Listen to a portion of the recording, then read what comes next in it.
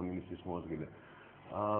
რამდენი განცხადება შემოსულა წამიკითხავს, მაგრამ ძალიან ძნელია ხანდახან იმ ემოციის და იმ გაჭირვების გაგება და სწორად აღქმა, რაც დღას ინტერვილის მიღმა. მაგრამ როდესაც გავხდი ჩუღურეთის რაიონის მაჟორიტარი დეპუტატი და ადამიანებს ხვდები და ადამიანების სახლებში შევდივარ და ვნახულობ რა მძიმე პირობებში ცხოვრობს ხალხი და ჩემთან ბოლო პერიოდში სხვადასხვა დეპუტატობის მერე ჩემი ბიურო ჯერ კიდევ კვლავ ფუნქციონირებს ჩუღურეთის რაიონში. ბიუროში კვირაში ერთხელ მაინც შეხვედრები მაქვს ხალხთან, დაახლოებით 50-60 კაცს ვიღებთ დღეში და ამ 50-60 კაციდან 20-30 ადამიანი მოდის სამსახურის საშუალებას თხოვნაზე.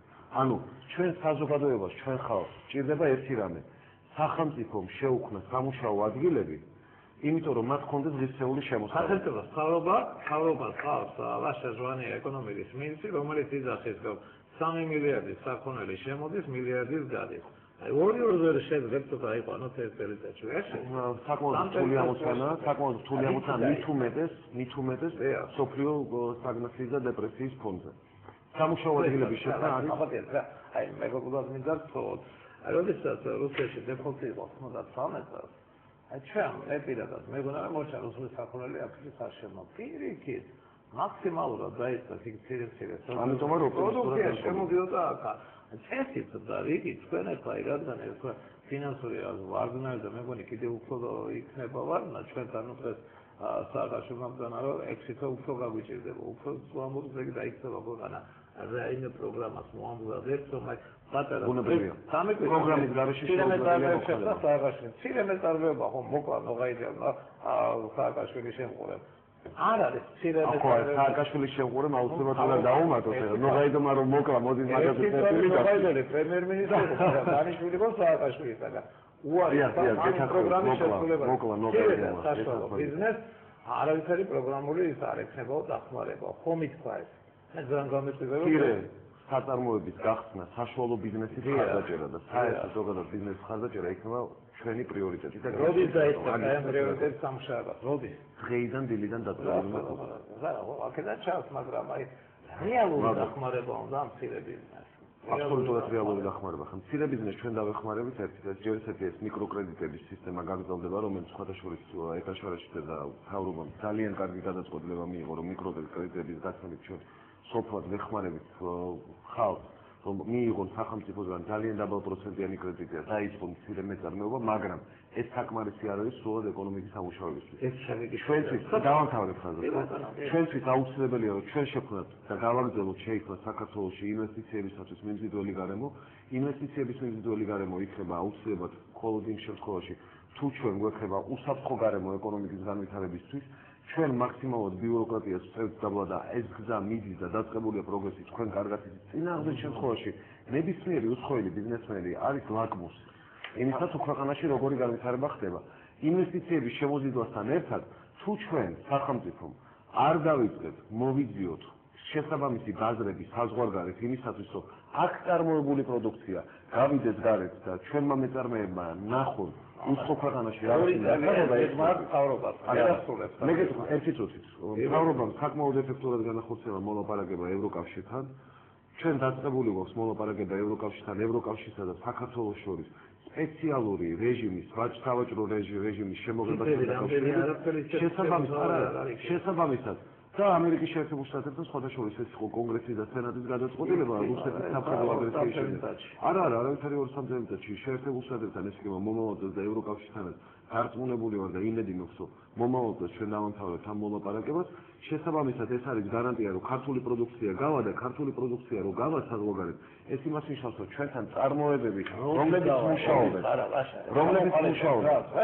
გაცილებით უფრო მალე ვიდრე თქვენ ეს გონია. კი ბატონო, ეს არის მამრობელი შემოვიყვანოთ. კი ბატონო, ისწრაფ ხერხს პროგრამას აიცა დავამთავრებსო და განაფუძე უნდა დავიწყოთ ამაზე ფიქრი, რა შეიძლება ევროპელები ჩვენთან თუ გიაპირებენ ხილას. ეთერში ხარ ისმის. ეთერში ვარ? გამარჯობა ბატონო და. გამარჯობა მოგესალმებით. მივესალმები თქვენ სტუმარს ბატონ ლაშა ჟვანია. გამარჯობა. ძალიან გამიხარდა პირველ რიგში მოგილოცავთ ბატონო ლაშა. ბრავო. ახალ თანამდებობას და მე პირადად ეჭვიარ მეყარება რომ ისე წარმატებული იქნება ეს კარიერა თქვენთვის როგორც სხვა სფეროში და დღემდე მოდიხართ ალბათ ხმაზე მიცანით. ეხლა რაც შეეხება ჩემს კითხვას ბატონო ლაშა. მე მაქვს კონკრეტული პროექტი. აი ამ დასაქმებასთან დაკავშირებით. სასოფლოსთან დაკავშირებით, აი სამკუთხედს რო ვერაფერი ვერ მოუხდა. შეგვაჩვენეთ უკვე დაშინებული. რა არის ექსკლუზივი გვაქვს აღებული, არ ვითხოვთ არც ფულს. თვითონ ინვესტორს შემოაქვს ეს თანხა. დასაქმება უამრავი ხალხი. ელემენტარულად მინდა თქვენთან დაახლოებით 10 წუთის შეხვედრა. და ყველაფერში მე ვიცი თქვენი ხედვა და ყველაფერში ალბათ ხვალე ნამდვილად ვერ გიცანით, ბოდიში ხით ამისთვის. მაგრამ ის რომ სამკუთხედის და გზების მოწესრიგება, ანუ მოძრაობის ტრანსპორტის მოწესრიგება ეკონომიკის სამინისტროს ფუნქცია არ არის, ეს ნამდვილად ერის თბილისის მერის პრეროგატივა არის და ბუნებრივია მეც ხალხს შეგიწყობთ რომ თბილისის მერიაში შესაბამის სამსახურში გქონდეთ შეხვედრა ამასთან დაკავშირებით. ის რა არის ინვესტორს აინტერესებს აი მიწასთან დაკავშირებული საკითხები, რომელიც აი საქართველოსია. თუ მიცნობთ თქვენ იცით რომ ინვესტორებთან ურთიერთობებში მე საკმაოდ ღია ვარ გახსნილი, ჩვენაც სწორედ ამ გახსნილ სიღიავემ შემოიყვანა ძალიან ბევრი ინვესტორი ისრაელიდან, ამერიკის შეერთებული შტატებიდან და დიდი ბრიტანეთიდან ჩვენი საშუალებით. კარგი, თუმცა მადლობა. მე მადლობა. აი, არის ეს ვაშებადო პრინციპში მასთან ცუდი ზამთარი მოგვიდის, ეს უკვე ეს ეხება თუ არა ვიცი, ეს უკვე 57 გახდა, ეს 167 გახდა თუ არა ვსწრები თუ 10-20 ცენტით გაზრდა უფრო დოლარი ლართან მიმართებით და როგორც ჩანს სოციალური გრაფიკით ავაზრებით. აი ფონი არის ძალიან უცნაური. ხე როგორ წარმოგიდგენიათ აქ აი ეკონომიკაში პირველ რიგში რას უნდა შველა, სად უნდა გაშკეს ადგილები, მართლა საინტერესოა და ვიცი იმედი გაქვს როგორ უნდა გაშკეს სამუშაო ადგილები. პირველ რიგში სამუშაო ადგილები მომავალი წლისთვის, სავარაუდოდ თებერვალს და მარტისთვის. კიდევ დაიწყეს თან სოფლიოში. ბევრი ადამიანი დარჩება სოფლიოში უმუშევარი და ეს არის ძალიან სერიოზული პრობლემა. ამ პრობლემას მე ვაპირებ რომ შევებრძოლოთ პროაქტიული ეკონომიკური პოლიტიკით. ეს არის საწარმოების და მცირე საწარმოების შექმნის ხარდაჭერა, მაქსიმალური ხარდაჭერა სახელმწიფოს მხრიდან, ბიზნესის განვითარების ხარდაჭერა, რომ შეიქმნას ახალი სამუშაო ადგილები ქვეყანაში და ამის გაკეთება მოკლე ვადებში შეიძლება. რამოდენიმე თვეში ამის მოგვარება თუ ჩვენ ინტენსიურად ვიმუშავებთ და კოორდინირებულად ვიმუშავებთ, შესაძლებელია და ამიტომ მივდივარ მე სერიოზულ მოტივირებულ გუნდთან ერთად, იმ გუნდთან ერთად, რომელიც გზნობს თითოეული ადამიანის გაჭირვებას და იცის რომ თითოეულ ჩვენ გადაწყვეტილებაზე და დღეზე და შეიძლება წუთზე არის დამოკიდებული ძალიან ბევრი ადამიანის კეთილდღეობა და ღირსეული შემოსავალი. ადამიანები ჩვენგან ითხოვენ ღირსეულ შემოსავალს, სოციალური დახმარება ნაკლებად მჭირდება. სოციალური დახმარება ის იძულებითი პროექტია სახელმწიფოს მხრიდან, რომ ადამიანებმა არ იშიმშილონ, თუნდაც ისიც საკმარისი არ არის, მაგრამ თავარი ჩვენი ხალხისთვის არის ღირსება. ღირსეულად ქონდეს შემოსავალი და ეს უნდა უძლო. ძალიან კარგი. ეხლა ერთი თავარი ხა თქვენი მონამორჩილი პროფესიის ეკონომისტი გახავთ. აი მე ძალიან ისეთი ისამაკეთი და უკმარობის გულობა მაქვს, ჩვენ რეალურად საბაზრო ეკონომიკა არ არსებობს. საბაზრო ეკონომიკა რომ არსებობდეს, აი ამ ყოფაში ნამდვილად არ იქნებოდი და ჩვენთან ნამდვილად არსებობს საბაზრო ეკონომიკა. ჩვენთან არა, ჩვენთან საბაზრო ეკონომიკა არის ეკონომიკა, რომელსაც განსაზღვრავს ბაზარი, ხოლო საბჭოთა ეკონომიკა, სოციალისტური ეკონომიკა არის დაგეგმარებითი ეკონომიკა, როდესაც საბჭოთა კავშირში იგეგმებოდა რამდენი ფეხსაცმელი უნდა გამოუსვას პერმის ფეხსაცმლის ქარხანა. პერმის არის, საჩვენს ჩვენი აქ ისნის ქარხანა ფეხსაცმელს უშევდა, იყიდებოდა კარგად. თავარი პრობლემა არ არსებობს საბჭოთა ბაზარზე. კი ბატონო. საფონდო ბიუჯეტი არ არსებობს ჩვენთან, ეს გაკოტრების კანონით რაღაცა უცნაური იქნება რა, მე აქ იგივე შეგიძლია დავუსვი ნოვაიდევსა და ბუნდოვანი პასუხებს მოიშორე ეს თემა. აი ეს ორი არის აქილევსის ქოსტი.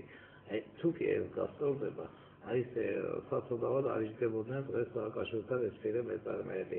მეწარმე არის ინდივიდი, მეწარმე არის პიროვნება, რომელსაც არ სურს ესე ვთქვათ ბიუჯეტის იმაზე კმაყოფაზე იყო და თავისი ენერგიით, თავისი რესურსით შეუწყობს ამას, ну არ არის ისეთი მოტივაცია იყოს თავისუფალი. ამოტივაციით მოდივარ. მოდით ბოლომდე გავიკაროთ ესა რომ გაკოტრების კანონი. მე დავიზარდე ოჯახში, სადაც ჩემი მშობლები ეწეოდნენ მცირე მეწარმეობას. აი დეჩენს ხონდა სამკერვალო და ამ კერვის საკმაოდ კარგ წარმატებებს მიაღწია. ეს ბიზნესი, რომელიც ძალიან წარმატებული და ძალიან მაღალ შემოსავლიანი ბიზნესი იყო, მთლიანად დაინგრა 2002 წლისთვის. იმიტომ რომ შეიქმნა ქვეყანაში იყო ენერგეტიკული პრობლემები,